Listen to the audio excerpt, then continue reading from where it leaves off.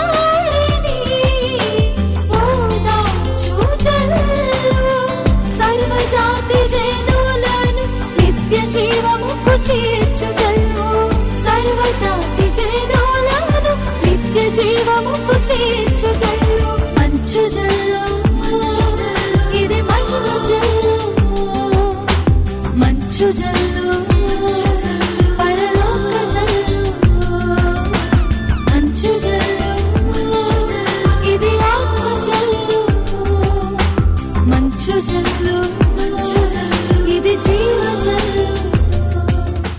మంచు జల్లు ప్రేక్షకులకు శుభాభివందనములు.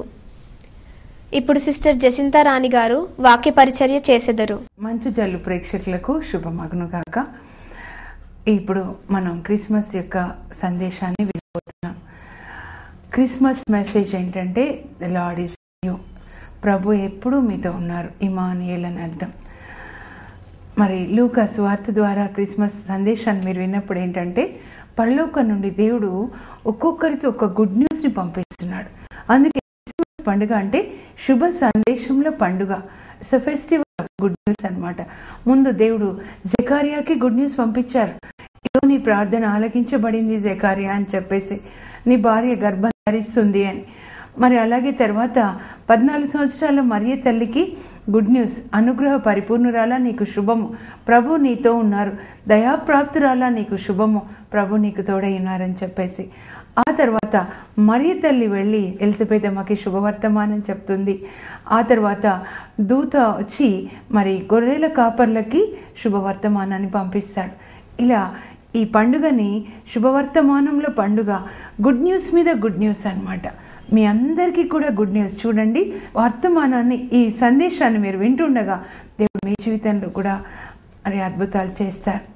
ముందు ముఖ్యమైన క్రిస్మస్ మెసేజ్ ఏంటంటే లూకా 2:10 ఉంటుందన్నమాట.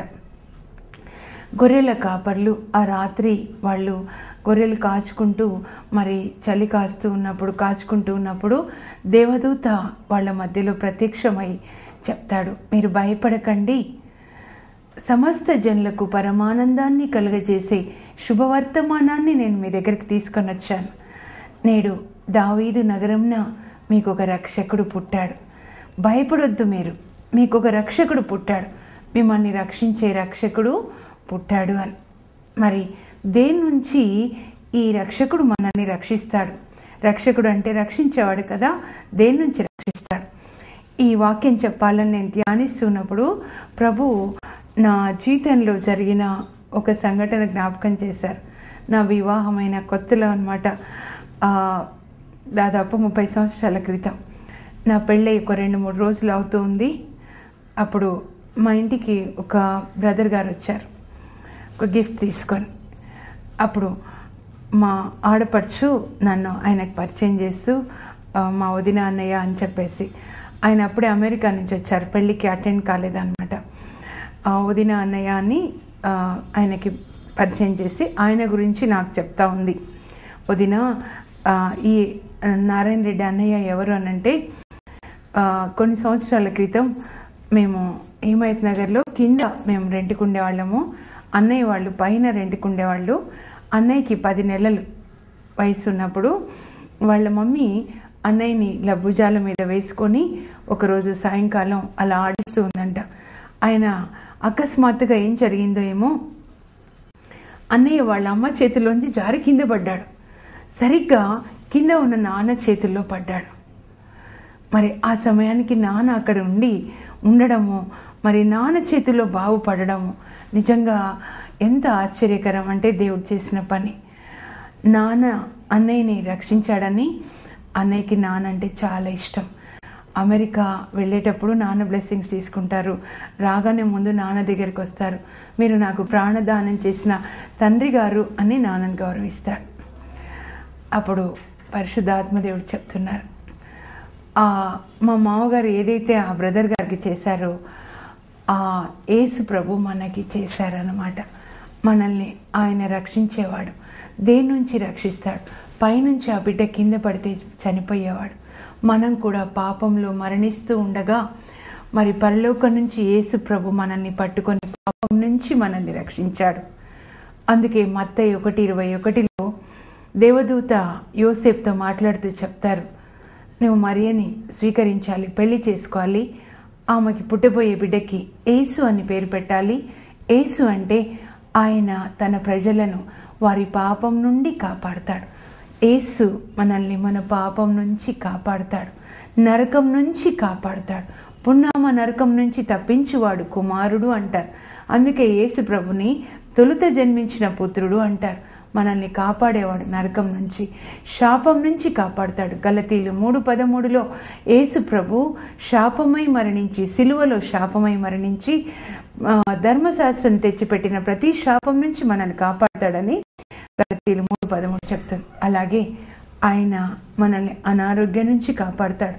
మీరు అనారోగ్యంతో బాధపడుతూ ఉన్నారా? ఈ వాక్యం వింటుండగా మీకు స్వస్థత కలుగుతుంది. యెషయా 53:5 ఏం చెప్తుందంటే, ఆయన పొందిన దెబ్బల ద్వారా మనకి స్వస్థత. ఈ వాక్యం యెషయా చెప్పినప్పుడు యేసుప్రభు ఇంకా పుట్టలేదు. ఎందుకంటే యేసుప్రభు పుట్టడానికి 740 సంవత్సరాల ముందు ఈ ప్రవచనాన్ని ఇచ్చారు. కానీ ఇప్పుడు యేసుప్రభు మన కోసం సిలువలో మరణించారు, మన కోసం గాయపరచబడ్డారు. కాబట్టి ఆయన పొందిన దెబ్బల ద్వారా మనకి స్వస్థత. యెషయా 53:5 ప్రకారం. అలాగే 2 కొరింథీ 8:9 ఏం చెప్తుందంటే, పేదరికంలో ఉన్న మనల్ని ధనికులుగా చేయాలని ఆయన పేదరికంలో పేదవాడిగా పుట్టాడని. ఇవన్నీ చేయడానికి యేసు ప్రభు ఈ లోకంలో జన్మించాడు. మనల్ని రక్షించేవాడు. పాపం నుంచి, శాపం నుంచి, అనారోగ్యం నుంచి, అప్పు బాధల నుంచి రక్షిస్తాడు. కనుక మీరు పిలవండి, ఈ వాక్యం పట్టుకోండి. మీకు పేదరికం నుంచి విడుదల కావాలా? 2 కొరింథీ 8:9 పట్టుకోండి. అనారోగ్యం నుంచి విడుదల కావాలా? యెషయా 53:5 ప్రకారం మీకు స్వస్థత. ప్రభా నాకు స్వస్థత అని చెప్పండి. మీకు శాపం నుంచి విడుదల కావాలా? గలతీయులు 3:13 ప్రకారం నాకు శాపం నుంచి స్వస్థత. తాత ముత్తాతల నుంచి నా మీద ఉన్న శాపాల నుంచి నాకు, నా కుటుంబానికి, నా బిడ్డలకి విడుదల అని చెప్పండి. పాపం నుంచి విడుదల కావాలా? అడగండి, యేసు అని పిలవండి. మత్తయి 1:21 ప్రకారం ఆయన తన ప్రజలను వారి పాపం నుంచి విడిపిస్తాడు అని చెప్పారు. దేవుని వాక్యం చెప్తుంది. కాబట్టి నన్ను, నా కుటుంబాన్ని పాపం నుంచి విడిపించండి అని అడగండి. విడిపించడానికే, రక్షించడానికే యేసు ప్రభువు పుట్టారు. ఈరోజు మీ కుటుంబంలో, మీ హృదయంలో పుట్టి మిమ్మల్ని రక్షిస్తాడు. మరి ఇంకా ఏంటి శుభవర్తమానాలు చూద్దాం. ముందు క్రిస్మస్ పండుగ శుభవర్తమానం. క్రిస్మస్ పండుగ శుభవర్తమానం ఇవ్వబడింది ఎవరికో తెలుసా? చెప్పుకొని చూద్దాం. పరలోకం నుంచి దేవదూత జకర్యా దగ్గరికి వస్తాడు. జకర్యాకి ముందుగా ఈ శుభవర్తమానం ఇవ్వబడింది. క్రిస్మస్ గుడ్ న్యూస్ ముందు ఆయనకి ఇవ్వబడింది. ఆయన తన వంతు ప్రకారం యెరూషలేం దేవాలయంలో యాజక వృత్తిని చేస్తూ ఉంటాడు. ప్రార్థన సాంబ్రాణి పొగ వేస్తూ ఉంటాడు, ప్రార్థన చేస్తూ ఉంటాడు. అప్పుడు గాబ్రియేలు దూత అక్కడ ప్రత్యక్షమై బలిపీఠం చెంత, జకర్యా భయపడకు, నీ ప్రార్థన ఆలకించబడింది. నీ భార్య గర్భం ధరించి ఒక కుమారుని కంటుంది.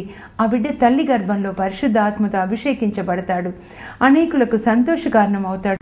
ఏలియా ఆత్మను, శక్తిని కలిగి ఉంటాడు. మద్యాన్ని సేవించాడు. ఆయన తండ్రి కుమారులని సమాధాన పరుస్తాడు. ప్రభు మార్గాన్ని సిద్ధం చేయడానికి ప్రభుకి ముందుగా వెళ్తాడు అని చెప్పినప్పుడు ఆయనకి చాలా సంతోషం వేస్తుంది. డిసెంబర్ నెలలో మరి అమెరికా నుంచి అంతకుముందు నుంచే నాకు ఒక సోదరి ఫోన్ చేస్తూ ఉండింది. నాకు చెల్లెలు అవుతుంది సౌజన్య అని చెప్పి, అక్క నాకు పిల్లలు లేరు, మా అత్తమ్మ మరి ఇండియా నుంచి ఫోన్ చేస్తుంది ఎప్పుడు అని చెప్పేసి మాది అనంతపూర్. అలాగే అమ్మ కూడా ఫోన్ చేస్తుంది. ఏం చేయాలక్క? ఏం చేయాలి ఏంటి? ఇదో ఈ వాక్యం ప్రకారం ప్రార్థన చేసుకో, లూకా 1:14-17 వరకు అని నేను తనకి ప్రార్థన చేశాను. గర్భం మీద చేపెట్టుకోమని